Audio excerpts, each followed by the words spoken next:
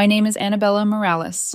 I'm 34 years old, and the night everything stopped started with pasta candlelight and a sentence my boyfriend didn't think would matter. We'd been together about 18 months.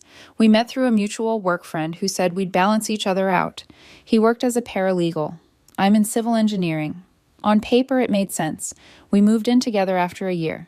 Split the rent evenly. Split the bills. Split groceries. Built something that looked stable from the outside. At least I thought we were. His ex-girlfriend came up occasionally. Not constantly at first. Just enough to be noticeable. 3 years together. Finance job. Expensive tastes. Designer bags. 5-star resorts.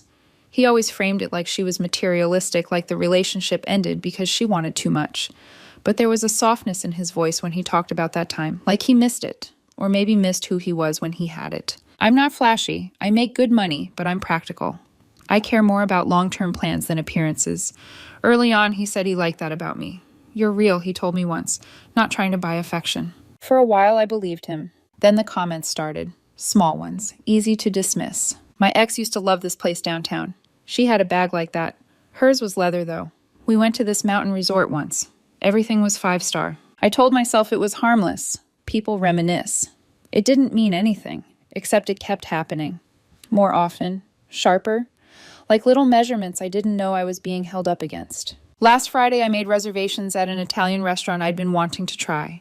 Nothing fancy. Family-owned, great reviews, good food without the markup.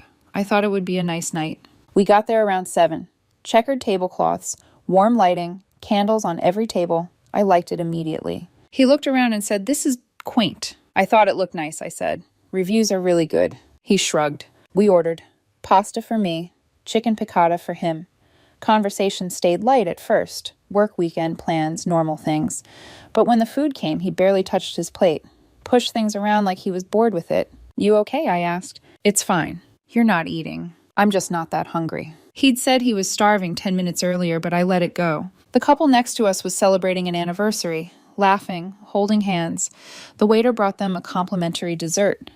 My boyfriend watched them, then looked back at our table. Then he leaned forward and said loud enough for them, and probably the table behind us, to hear. My ex-girlfriend had better taste. This place is honestly kind of sad. I put my fork down. He watched me closely like he was waiting for a reaction, waiting for me to argue, defend myself, get emotional. I didn't. "Noted," I said calmly. I signaled the waiter and asked for the check. "What are you doing?" he asked. "Finishing dinner." "We haven't finished." "I have." I paid in cash, left a tip, put on my jacket. "You're really just going to leave me here," he said. "You have your phone," I replied. "You can call an Uber, or your ex-girlfriend since she has such great taste." I walked out without looking back. He called after me, but I didn't stop. That was the moment everything shifted. Not loudly, not dramatically, just decisively. And later that night, when he finally realized what I'd taken with me, he understood that I hadn't just left the restaurant. I'd left the relationship. When I got home, the apartment felt unfamiliar. Not empty, just exposed. Like a place that had been pretending to be something it wasn't, and now the illusion had dropped. I didn't slam doors, I didn't pace, I didn't cry. I went straight to the bedroom and opened the closet. I packed with intention. Not everything, just enough. Clothes for a few days, work outfits, sleepwear, toiletries, the things that were unmistakably mine. I folded carefully, like I wasn't angry, like I wasn't hurt, because in that moment I wasn't either. I was calm in a way that only comes after a decision has already been made. Then I went to the small home office we shared. There were 2 filing cabinets, one mostly his, one mostly mine. We kept things organized: leases, insurance, tax documents. I pulled out the folder with our apartment lease.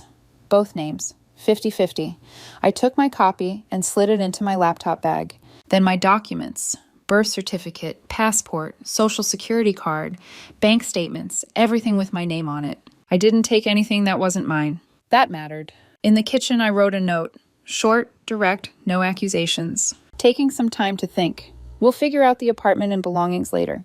Please don't contact me unless it's urgent. I left it on the counter. I loaded my bags into my car and drove to a hotel about 20 minutes away. Checked in, went to the room, sat on the edge of the bed, and finally let myself breathe. He had embarrassed me in public, compared me to his ex-girlfriend, made it clear casually publicly that what I offered wasn't enough. My phone started buzzing around 9. "Where are you? Why are your clothes gone? What is this note?" "You're being ridiculous. Call me now." Then anger. This is childish. You're overreacting. Then panic. Please just answer me. I turned my phone on silent and went to sleep. Saturday morning, I woke up to 17 missed calls and more than 30 texts. I scrolled through them slowly. Anger, apologies, confusion, then anger again. At 2:00 a.m., he'd finally said what mattered. You took your documents. You're actually leaving over one comment seriously. I responded. It wasn't one comment. It's been months. Last night was just the last one. His reply came instantly. So you're breaking up with me over this? I'm taking space to figure out if this relationship is what I want. That's basically breaking up. Call it whatever you want. I'm being clear about my boundaries. What boundaries? I made one joke and you're throwing away 18 months. It wasn't a joke. And I'm not worried about the past 18 months. I'm worried about the next 18, listening to how I don't measure up to your ex-girlfriend. He didn't reply. I spent the day doing ordinary things. Went to the gym, got lunch, watched a movie, checked my phone once in the evening. He'd texted again. I talked to my mom. She thinks you're being unreasonable. That's her opinion. She says I should find someone less sensitive. Maybe you should. Silence. Then, is that what you want? I want someone who doesn't humiliate me and then tell me I'm being sensitive. I didn't humiliate you. You compared me to your ex-girlfriend in a restaurant full of people. 2 hours passed. I'm sorry, I didn't realize it hurt you that much. That's the problem, I typed. You didn't think about whether it would hurt me at all. So what now? You just stay in a hotel until I figure out what I want and I'm supposed to wait. Do whatever you want. And that was the first time I realized something important. He thought this was about him deciding. It wasn't. Sunday morning, I woke up to a message that felt rehearsed. We need to talk. I didn't reply. An hour later, another one. You can't just avoid this forever. By the time I left the hotel to grab breakfast, I'd already decided how the day would go. I wasn't running. I wasn't hiding. I was choosing distance because nothing productive happens when one person is still trying to convince the other that their pain is imaginary. When I walked back into the lobby, I saw him immediately. He was standing near the front desk, phone in hand, scanning faces like he was looking for a missing person. The moment his eyes landed on me, his shoulders dropped in visible relief, like he'd been holding his breath. We need to talk, he said, stepping toward me. I told you I needed space. You've had 2 days. That's enough. That's not how this works. Then tell me how it works, he snapped. Because right now, you're just avoiding the problem. I looked at him and realized how differently we were defining that word. The problem, I said calmly, is that you don't respect me. His expression shifted, offended, confused. That's not true. You compared me to your ex-girlfriend in public, loudly. I was frustrated. I didn't mean it like that. That's exactly how you meant it. People in the lobby started glancing over. He noticed and lowered his voice. Can we at least go somewhere private? No. Why not? Because nothing has changed. You still think I'm overreacting. You still think this is about one comment. He rubbed his face, exhaled sharply. I do respect you. I wouldn't be with you if I didn't. Respect isn't just staying, I said. It's how you talk to me. About me. Especially in front of other people. He was quiet for a moment, then said, You know my ex-girlfriend liked a certain lifestyle. That doesn't mean I expect you to be her. Then why do you keep comparing me to her? He opened his mouth, then closed it. Every restaurant isn't good enough. Every gift isn't quite right. Every experience comes with a story about how she had it better. I'm tired of competing with someone who isn't even here. You're not competing. That's exactly what I've been doing. His eyes filled with tears. Real ones, not dramatic, just human. I didn't mean to hurt you, he said. I was being stupid. I know that now. I believe you, I said. But believing you doesn't undo months of feeling like I'm falling short. So that's it, he asked quietly. We're done. I don't know, I admitted. I need more time. How much time? As much as I need. And I'm just supposed to wait around. You don't have to wait, I said. You can do whatever you think is best for you. He looked at me like that was the cruelest thing I could have said. He left the lobby without another word. I felt bad. I also felt lighter. Both things can be true. Monday felt strange in the most ordinary way. I went to work like nothing had happened. Put on clean clothes, drank my coffee, answered emails. I told my manager I might need a couple of personal days soon. He didn't pry, just nodded and said to let him know. At lunch, my phone buzzed. I packed your things from the bathroom. They're in boxes by the door. Thanks, I replied. I'll pick them up later this week. A pause. Are you moving out permanently? I haven't decided yet. Another pause. The rent's due Friday. I can't afford this place alone. I'll pay my half this month. After that, we need to figure out the lease. So you are leaving. I'm saying we need to figure it out. This is so messed up. I didn't respond. Wednesday, I went back to the apartment when I knew he'd be at work. I let myself in. The place looked the same, but it didn't feel like mine anymore. I grabbed the boxes he'd left, plus my tools from the garage, a few books, and kitchen items I'd bought myself. I left my key on the counter with a note. Paid my half of rent.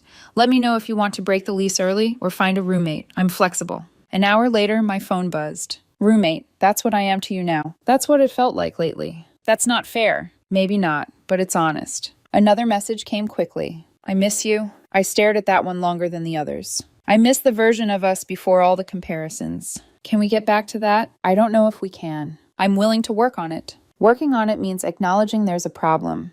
You spent 2 days telling me there wasn't one. I'm acknowledging it now. Yes, I typed because I left, not because you recognized it on your own. Does that really matter? Yes, I replied. It does. 2 weeks passed. I stayed at the hotel, but I started looking for something month to month. I didn't want to rush into another long lease while everything still felt unresolved. He texted occasionally, mostly apologies now. I took you for granted. I shouldn't have compared you to my ex-girlfriend. I'm sorry. I believed him. But I also knew something else. If I hadn't left, if I'd swallowed the embarrassment like I had every other comment, nothing would have changed. I wasn't angry anymore. Just tired. Tired of feeling like I wasn't enough. Tired of being measured. Tired of auditioning for a role in someone else's memory. Friends asked what happened. I gave the short version. Relationship issues. Taking space. One friend, the one who introduced us, looked genuinely regretful. I thought you two were solid. We were, I said. For a while. What changed? He never really let go of his past. That night, his mother called me. That was unexpected. She told me I was being immature, that couples fight, that I should forgive him and move on. With all due respect, I said, this isn't about forgiveness. It's about whether I want to be in a relationship where I constantly feel inadequate. He made one mistake. It wasn't one, I said, but I appreciate you reaching out. I ended the call before she could argue. I needed to start trusting my own judgment again. 3 weeks after the restaurant, something happened that I didn't expect. I was at a coffee shop near the hotel, sitting by the window, with my laptop open, half working, half watching people pass by outside. That's when I saw her, his ex-girlfriend. I recognized her immediately from the photos he'd shown me early on in our relationship. Same sharp features, same polished look. She was sitting alone at a small table, scrolling on her phone, a designer bag draped casually over the chair. I debated pretending I hadn't seen her. Then I stood up. Hey, I said, stopping a few feet from her table. This might be weird, but you used to date my boyfriend. Well, ex-boyfriend now, I guess. She looked up confused at first. Then her eyes widened slightly. Oh, she said slowly. You're Annabella. I nodded. Mind if I sit? She hesitated, then shrugged. Sure. She ordered me a coffee without asking. Somehow that didn't surprise me. We talked for almost an hour. She told me she'd ended things with him for reasons that sounded painfully familiar. He was always trying to prove he was enough, she said. And I kept wanting more. Not just money, experiences, attention upgrades. Every time he gave me something, I'd already moved the goalpost. So the lifestyle wasn't enough, I asked. She laughed softly. It never is when you don't know what you actually want. She admitted she'd compared him to people she'd dated before him, that she'd never been satisfied for long. I don't think I'm a bad person, she said, but I'm not easy to be with. Walking back to the hotel afterward, I felt something I hadn't expected. Relief. I wasn't imagining things. I wasn't overly sensitive. I wasn't the problem. That evening, I texted him. I ran into your ex-girlfriend today. We talked. His response came almost instantly. You did what? Coffee shop. It wasn't planned. What did she say about me? Enough to confirm that what I experienced wasn't unique. She's twisting things, he replied. She always does that. Why would she lie? She didn't blame you. She admitted her own faults. There was a long pause. I can't believe you're taking her side. I'm not taking sides, I said. I'm noticing a pattern. Another long silence. Then late that night, maybe I do have a problem. Maybe I'm never satisfied. I'm trying to work on it. I hope you do, I replied, but I can't be the person you practice on. So that's it. Yes. For the first time since I'd left the restaurant, the decision felt final. Stop. Part 6. Walking away for good. 2 months later, I signed a 6-month lease on a 1-bedroom apartment. It wasn't fancy. No doorman, no skyline view, just clean, quiet, and entirely mine. I moved my things out of the old place while he was at work, loaded my car slowly, methodically.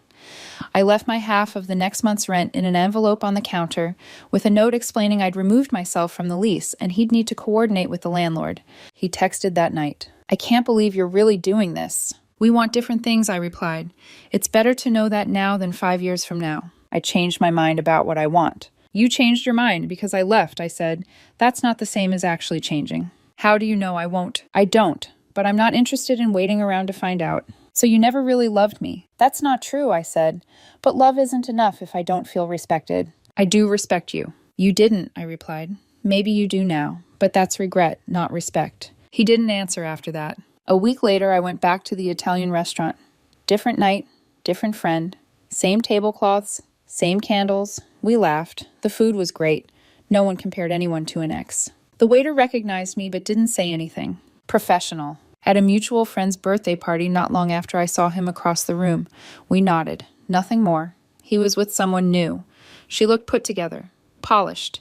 He looked like he was trying harder again. Someone later told me she'd already mentioned her ex. I laughed when I heard that. Not bitter, just amused. Standing there watching from a distance, I felt nothing. No jealousy, no anger, no regret, just relief. I'm 34, living alone, rebuilding quietly. That night at the restaurant taught me something important. I was willing to tolerate disrespect until it became public. And when it did, I didn't argue. I didn't beg to be chosen.